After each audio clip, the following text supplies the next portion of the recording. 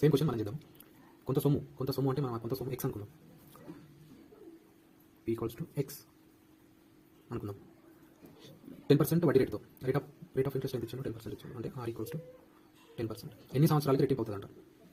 అంటే టీ అడిగాడు మనకు, అంటే టైం అడిగాడు. ఎన్ని సంవత్సరాలకు ఈ p రెట్టింపు అవుతుంది? రెట్టింపు అంటే ఎంత? 2x ఎన్ని సంవత్సరాలకు అవుతుందని అడుగుతున్నాడు. ఇక్కడ మొత్తానికి ఫార్ములా ఏంటి? i ఈజ్ ఈక్వల్ టు అసలు ప్లస్ వడ్డీ కదా.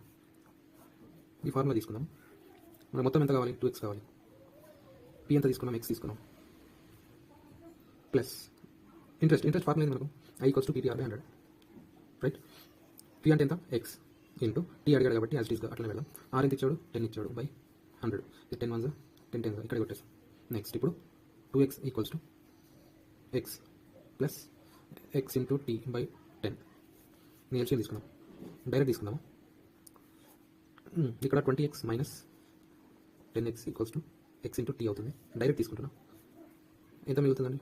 10x equals to x into t. ఈ x క్యాన్సిల్ అవుతుంది. ఇప్పుడు మిగిలింది ఏంటి? మన టైం ఎంత? 10.